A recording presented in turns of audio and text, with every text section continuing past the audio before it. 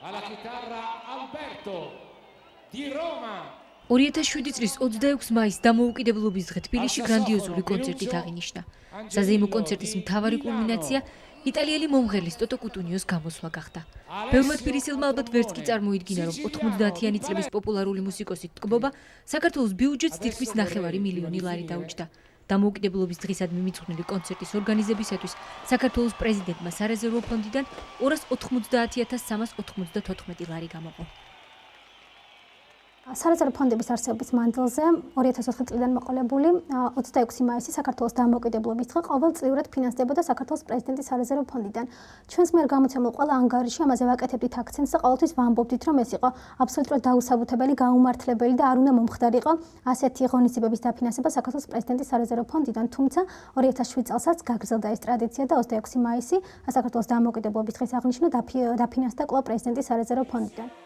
კულტურის მინისტრმა გოკა გაბაშვილმა თავის მხრივ შეპასე Eastern Promotion-თან გააფორმა ხელშეკრულება და მას ტოტო კუტუნიოს თბილისში გასტროლების უზრუნველყოფა დაავალა. ამ მომსახურებისათვის Eastern Promotion-მა 290,394 ლარი მიიღო. აქედან ტოტო კუტუნიოს ჰონორარი 172,346 ლარით განისაზღვრა. დანარჩენი თანხა მომღერლის სასტუმრო და სხვა აუცილებელი ხარჯი იყო. Eastern Promotion-ს კონცერტის ორგანიზებისათვის 13,828 ლარი ერგო.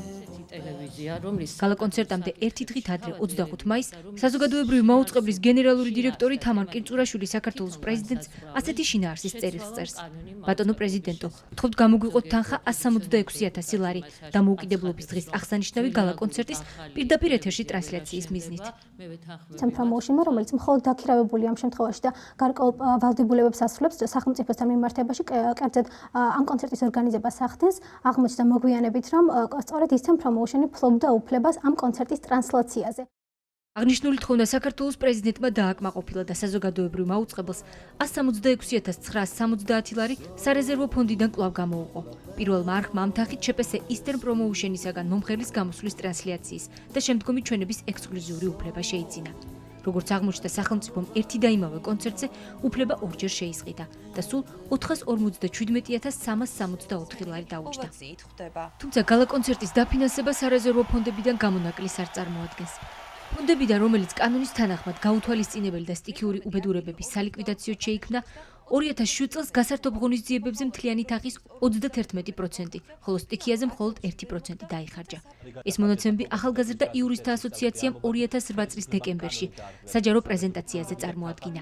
სარეზერვო ფონდების მონიტორინგის პროგრამა საქართველოს მთავრობა თაკარამზის ქვეშ იურისტთა მიერ განხორციელებული რიგით მერვე მონიტორინგი იყო.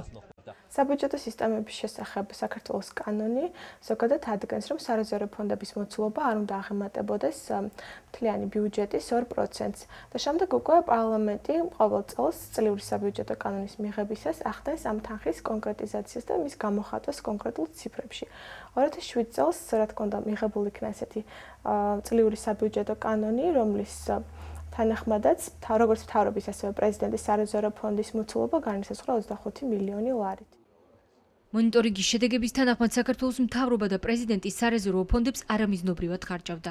უფრო მეტიც, მონიტორინგის შედეგად გაირკვა, რომ თავდაპირველი მიზანი, რის გამოც აღნიშნული ფონდები შეიქმნა, თითქმის იგნორირებული იყო. სარეზერვო ფონდების უპირველესი დანიშნულებაა მის სახელმწიფოს გაუთვალისწინებელ მოვლენებზე სწრაფი რეაგირების საშუალება, ანუ რეალურად ამ ფონდებიდან თანხები უნდა გამოიყოს ისეთი ღონისძიებებისთვის, რომელთა დადგომა ობიექტურად არის გაუთვალისწინებელი სახელმწიფოსთვის და არა სუბიექტურად. თუმცა ზოგიერთ შემთხვევაში ჩვენ დავასკვანით, რომ ამ ხარჯის გაუთვალისწინებლობა იყო არა ობიექტური მიზეზების გამო, არამედ სუბიექტური მიზეზების გამო, იმის გამო, რომ ვიღაცას გვიან გაახსენდა და ასე შემდეგ. 2007 წელს საქართველოს ბიუჯეტში სარეზერვო ფონდებისათვის 25 მილიონი ლარი იყო გათვალისწინებული. თუმცა როგორც მონიტორინგის შედეგებიდან ჩანს, საქართველოს მთავრობამ დაგეგმილი 25 მილიონის ნაცვლად 96 მილიონი ლარი, ხოლო პრეზიდენტის ფონდიდან 25 მილიონის ნაცვლად 38 მილიონი ლარი დახარჯა. ამრიგად 2007 წელს სარეზერვო ფონდებიდან კანონდარღვევით გამოყოფილმა სახსრებმა 84 მილიონ ლარს მიაღწია. გარკვეულია თუ არა საიდან დაიხარჯა ეს ფული? საიდან დაფინანსდა? ჩვენ ამ მონაცემებს ესე ზუსტად არ ვფლობთ, უბრალოდ ეჭვის დონეზე შეიძლება ვთქვათ, რომ ადგილი ჰქონდა ბიუჯეტის მუხლებს შორის თანხების გადანაწილებას და ასეთი ტიპის მანიპულაციებს. მორალური ფასეულობა 2007 წლის 3 დეკემბერს თბილისში პრომეთეს ქანდაკება საზეიმოდ გაიხსნა. კლდეზე მიჯაჭვული პრომეთეს გახსნა საზეიმოელფერი პოლონეთის პრეზიდენტის ლეხ კაჩინსკის ვიზიტმა შესძინა. აღსანიშნავია, რომ პრომეთე თბილისის ბიუჯეტს 1.675.609 ლარი დაუჯდა. კლდეზე მიჯაჭვული პრომეთეს ქანდაკების ესკიზური პროექტის შედგენის მიზნით ქალაქ თბილისის მერიამ პრეზიდენტის სარეზერვო ფონდიდან 20.000 ლარი მიიღო. თუმცა ნამუშევრის შესარჩევი კონკურსი თბილისის მერიას არ გამოუცხადებია. მისი შექმნის ექსკლუზიური უფლება ახალგაზრდა მოქანდაკეს დევი ხმალაძეს მიეცა.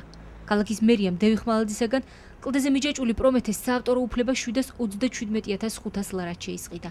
საქართველოს მხატვართა კავშირის გენერალური დირექტორის გურამ ცერცვაძის განცხადებით ასეთი პრივილეგია მოქანდაკემ მიხეილ სააკაშვილთან ახლობლობის გამო მიიღო. რომ ეს ბელგიაში შეხვდა, ერთად სწავლობდნენ და იქიდან ჩამოიყვანა თვითონ ზოგადად როგორც იმ პერიოდში ხდებოდა უცხოეთიდან, უცხოეთის ქვეყნებში მოღვაწე ქართველების დაბრუნებაზე იყო ხოლმე საუბარი, მათ დასაქმებაზე და აქ ასე ვთქვათ, თავის სამშობლოში გაეგრძელებიან შემდგომში მოღვაწეობა.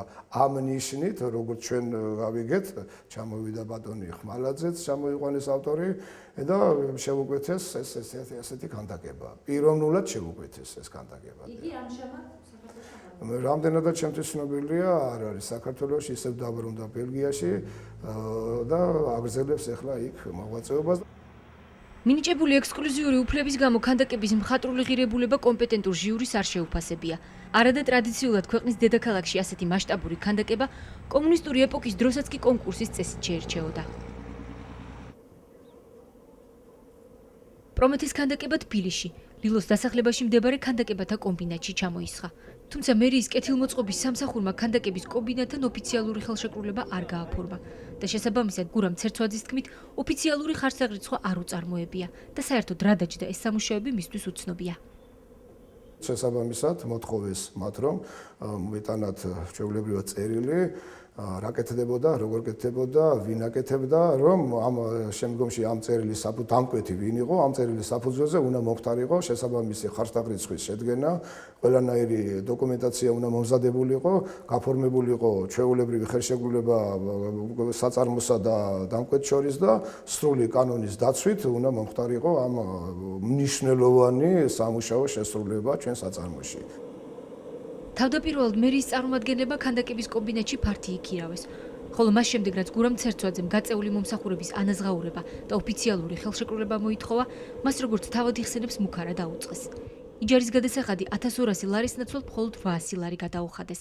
ქანდაკებათა კომბინატს, რომელიც წლების განმავლობაში ელექტროენერგიის და მიწის გადასახადს ვერ იხდის, თბილისის მერიამ თანხა არ გადაუხადა.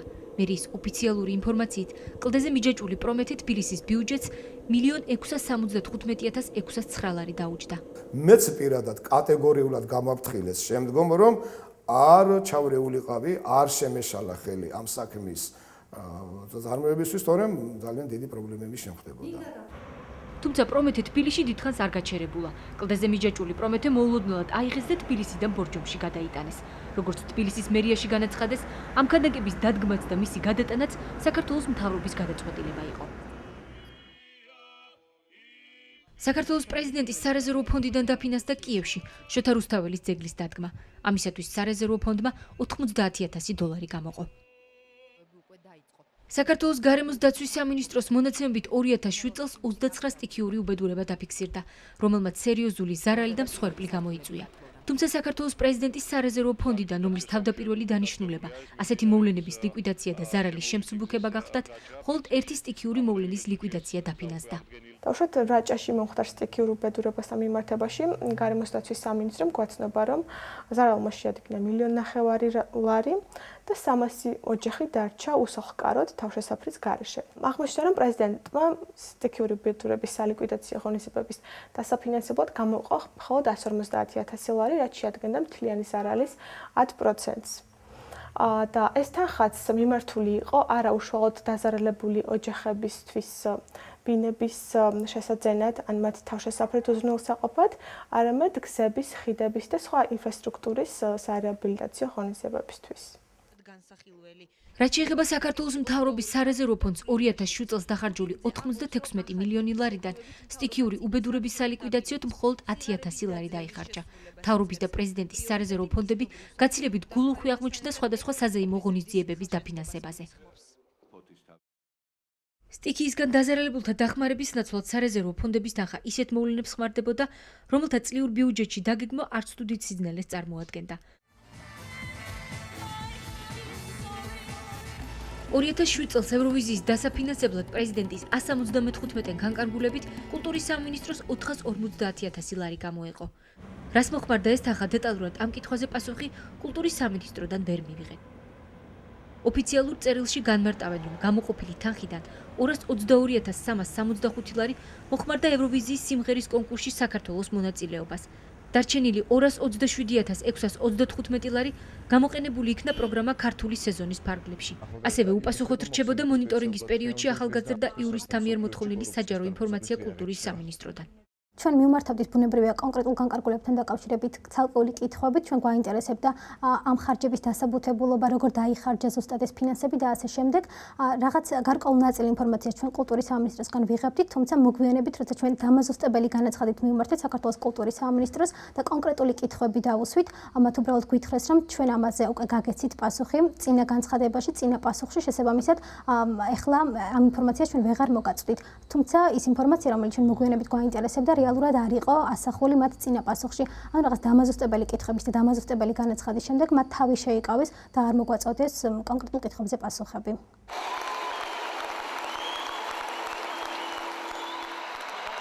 –2007 წლის 23 ნოემბერს ნაციონალური პარტიის ყრილობაზე მომღერალი დიანა ღურცკაია პრეზიდენტის გვერდით მართლაც ბოლომდე იდგა.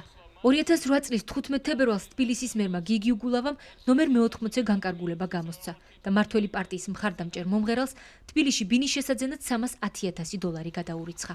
ჩვენ დავინტერესდით თუ რატომ მოითხოვა 2008 წლის ევროვიზიის კონკურსში საქართველოს წარმომადგენელმა რუსეთში მცხოვრებმა დიანა ღურცკაიამ ქალაქის მერიისგან ძვირადღირებული ბინის შეძენა და თუ რა მისამართზე შეიძინა მან ბინა, თუმცა თბილისის მერიამ ჩვენ კითხვას არ უპასუხა. 2007 წლის სექტემბერში საფრანგეთში რაგბის მსოფლიო ჩემპიონატი ჩატარდა. ჩემპიონატი 10 სექტემბერს გაიხსნა. 2 დღის შემდეგ 12 სექტემბერს მთავრობის სარეზერვო ფონდიდან 286,958 ლარი გამოიყო და ამ ჩემპიონატზე საქართველოს რაგბის მხარდამჭერთა ვიზიტი დაფინანსდა. საფრანგეთის დედაქალაქში ჩატარებულ ამ სპორტულ ღონისძიებას საქართველოს პრეზიდენტი მეუღლესთან ერთად ესწრებოდა. საქართველოს ტურიზმისა და კურორტების დეპარტამენტის მიერ მოწოდებული ინფორმაციით დახარჯული დაახლოებით 300,000 ლარი საქართველოს პოპულარიზაციას მოხმარდა. დეტალური ანგარიშის მიხედვით საქართველოს პოპულარიზაციის მიზნით 151,000 ლარი შპს PR ოფისს გადაერიცხა. თუმცა რას მოხმარდა ეს თანხა, ამის დეტალური ანგარიში კურორტების დეპარტამენტს არ აქვს. ასევე საქართველოს პოპულარიზაციას ემსახურებოდა დეპარტამენტის მიერ შეძენილი საქართველოს დროშები და სარეკლამო ბუკლეტები. აღსანიშნავია კიდევ ერთი ხარჯი, რომელიც ტურიზმისა და კურორტების დეპარტამენტმა საქართველოს პოპულარიზაციის ფარგლებში გაწია. ჰიპერმარკეტ გუდვილში ამ პროექტის ფარგლებში მათ 9,199 ლარის გარჩეული თხილი, ნუში და ჩურჩხელა შეიძინეს და პარიზში წაიღეს. მთავრობის სარეზერვო ფონდი 2004 წელს, ხოლო პრეზიდენტის სარეზერვო ფონდი კი 2005 წელს სტიქიური უბედურებების სალიკვიდაციოდ ან რაიმე გაუთვალისწინებელი მოვლენების აღმოსაფხვრელად შეიქმნა. აღსანიშნავია, რომ ქართულ საკანონმდებლო სივრცეში სარეზერვო ფონდებში თანხების განკარგვას მხოლოდ ერთი კანონი, საბიუჯეტო სისტემების შესახებ საქართველოს კანონის 13 მუხლი არეგულირებს. ჩვენ ვფიქრობთ, რომ ზოგადად აღნიშნული მუხლის სიმცირეც უკვე იძლევა ამის საშუალებას, რომ ნაკლებად კონტროლირებადი გახდეს მთავრობისა თუ პრეზიდენტის მიერ მათი უფლებამოსილების გამოყენების საკითხი. ნორმა არის საკმაოდ ბუნდოვანი და შესაბამისად ის უფრო მეტ უფლებამოსილებას უტოვებს სარეზერვო ფონდიდან თანხის განკარგავ პირებს. მაგრამ საინტერესო ის არის, რომ მე-13 მუხლიც დროთა განმავლობაში უფრო და უფრო მცირდება, ის ექვემდებარება ძალიან ხშირ ცვლილებებს და ამ ცვლილების შედეგად, ესე ვთქვათ, მივიღეთ ესეთი სურათი, რომ სარეზერვო ფონდების თვითონ მიზანი უფრო გაფართოვდა ამ ცვლილების შედეგად, კონტროლის მექანიზმი ამოღებული იქნა, ის მე-13 მუხლის მეოთხე ნაწილის სახით არსებობდა, თუმცა დღეს უკვე ეს მუხლი 3 ნაწილიანი არის. ასევე თვითონ ნორმის ტექსტი გახდა უფრო და უფრო ბუნდოვანი. კანონში ბიუჯეტის შესახებ 2004 წლიდან დღემდე 8 ცვლილება შევიდა. ყოველი ცვლილების შემდეგ, როგორც ექსპერტები აღნიშნავენ, სარეზერვო ფონდებში თანხის განკარგვა სულ უფრო ბუნდოვანი ხდებოდა.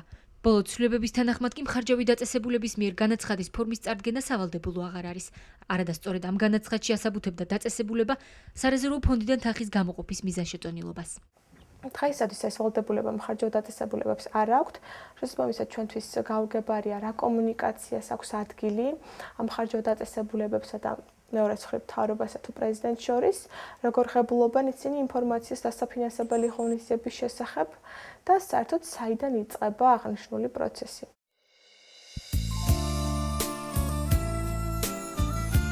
ერთდროს პოპულარული სიმღერის გამარჯობა აფხაზეთო შენი ვიდეო რგოლის გადაღება პრეზიდენტის სარეზერვო ფონდიდან დაფინანსდა და ის 76503 ლარი დაჯდა.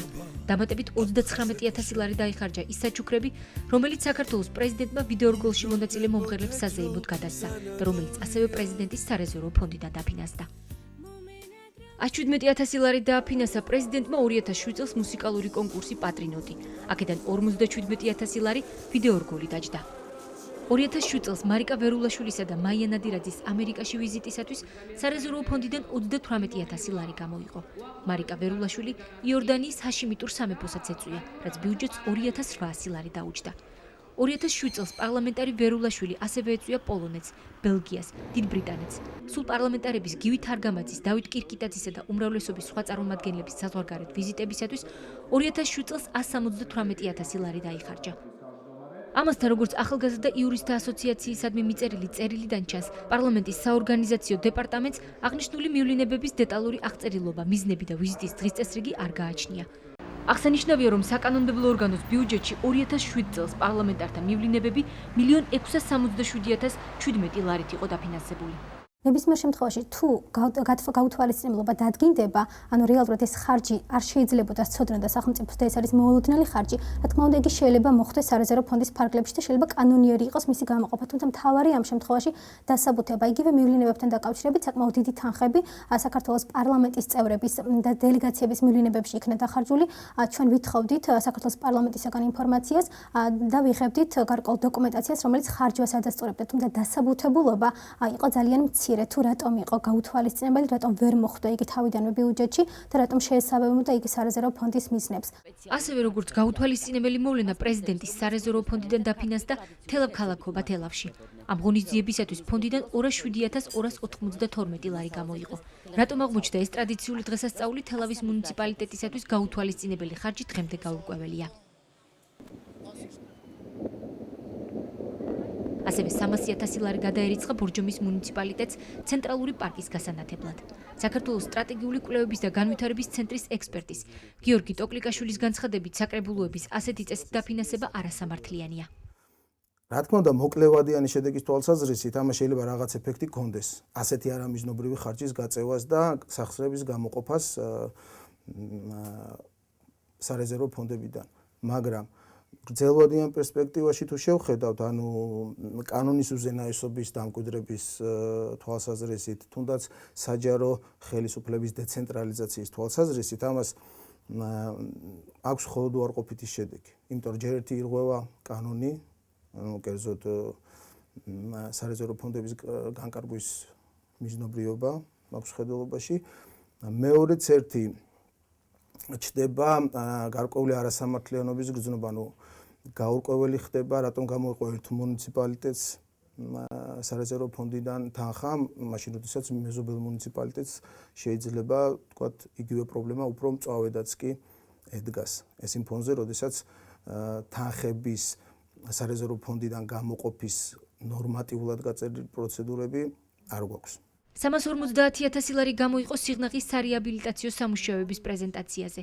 თავად რეაბილიტაცია ბიუჯეტიდან 5 მილიონით, ხოლო სარეზერვო ფონდიდან 4 მილიონი ლარით დაფინანსდა. საქართველოს სახელმწიფო ბიუჯეტიდან 5 მილიონი იქნა გათვალისწინებული სიღნაღის რეაბილიტაციისათვის, თუმცა როგორც მოგახსენეთ 4 მილიონი საქართველოს მთავრობის სარეზერვო ფონდიდან გამოიყო ამ ღონისძიებებისათვის, ხოლო მოგვიანებით 600.000-ზე მეტი საქართველოს პრეზიდენტმა გამოყო სიღნაღისათვის. ძალიან საინტერესოა ის ფაქტი, რომ საქართველოს სახელმწიფოს არ ქონდა იმის განსაზღვრის საშუალება, რომ სიღნაღის რეაბილიტაცია 5 მილიონით მეტი დაჯდებოდა, ვიდრე ეს მას თავიდან წარმოედგინა და აქედან გამომდინარე მას იგი იძულებული გახდა, რომ სარეზერვო ფონდებიდან დამატებით გამოიყო 5 მილიონი. თუმცა ესეც არ აღმოჩნდა საკმარისი. საქართველოს პრეზიდენტის სარეზერვო ფონდიდან მოგვიანებით მოხდა 354,000 ლარზე მეტის გამოყოფა იმისათვის, რომ დაფინანსებული იყო სიღნაღის რეაბილიტაციის და მისი სიღნაღის სარეაბილიტაციო სამუშაოების გახსნის საზეიმო ღონისძიებები. ათეულობით მილიონი ლარის ხარჯვის ოფიციალური დოკუმენტაცია მონიტორინგის პერიოდში სიღნაღის გამგეობიდან იურისტებმა ვერ მიიღეს. ადმინისტრაციულ სასამართლოში დავა ამ საკითხზე დღემდე გრძელდება. რა თქმა უნდა, დავინტერესდით ამ განკარგულებით, მივმართეთ სიღნაღის მუნიციპალიტეტს გარკვეული კითხვებით, თუმცა იქიდან მივიღეთ უარი, იქიდან მივიღეთ ესეთი პასუხები, ჩვენს მიერ გამოთხოვილი რომ არ უნდა დაკმაყოფილებულიყო ჩვენი განაცხადი, ვინაიდან ვითხოვდით დოკუმენტებს და არა ასლებს, თუმცა ეს რა თქმა უნდა დიდი აბსურდია, იმიტომ რომ პირდაპირ იყო ამ განცხადებაში ესეთი ჩამწარი, რომ მოგვაწოდეთ ასლები და რა თქმა უნდა ჩვენ დედანს მაგ შემთხვევაში არ ვითხოვდით. სარეზერვო ფონდებიდან თანხის ხარჯვის მონიტორინგი კანონით ფინანსთა სამინისტროს ევალება. თუმცა როგორც ახალგაზრდა იურისტთა ასოციაციის ანგარიშიდან ირკვევა, ფინანსთა სამინისტროს წრიურ ანგარიში ფონდების ხარჯვის მონაცემები სრულად არ აისახებოდა. უფრო მეტიც, ადგილი ჰქონდა სხვადასხვა ტიპის დამახინჯებებს. 2007 წელს ფინანსთა მინისტრი ნიკა გილაური იყო, რომელიც ამჟამად ქვეყნის პრემიერ-მინისტრია. ჩვენ ხვდებით ისეთ განკარგულებას ფინანსთა სამინისტროს წინა კვარტალურ ანგარიშებში, რომელიც შემდგომ ქრება სავარაუდოდ იმის გამო, რომ გადახარჯვის მაჩვენებელი არ ყოფილიყო სახეზე. ყველაზე ასე თქვა დიდი ცოდვა ფინანსთა სამინისტროსი ის არის, რომ მან თავისი ანგარიში მიუთითა, რომ მთავრობის სარეზერვო ფონდის მოცულობა 2007 წელს შეადგინა 65 მილიონი ლარი. მაშინ, როდესაც ჩვენ გვაქვს კანონი, წლიური საბიუჯეტო კანონი და ამ კანონის თანახმად ამ ფონდის მოცულობა იყო 25 მილიონი ლარი. ანუ ფინანსთა სამინისტრომ 40 მილიონით გაზარდა კანონის დადგენილი თანხა. და ეს აჩვენა თავის ანგარიში. 2007 წლის ნოემბერში პრეზიდენტის ადმინისტრაციამ ქვემო სვანეთიდან და რაჭა-ლეჩხუმში განვითარებულ სტიქიურ მოვლენაზე კიდევ ერთი შეტყობინება მიიღო. სახელმწიფო რწმუნებული პრეზიდენტის ადმინისტრაციისგან 210,000 ლარის გამოყოფას ითხოვდა. მათ შორის ამბროლაურის მუნიციპალიტეტს 70,000, ონის მუნიციპალიტეტს 70,000 და ცაგერის მუნიციპალიტეტს 70,000 ლარი. სახელმწიფო რწმუნებული სტიქიურ მოვლენას ასე აღწერდა.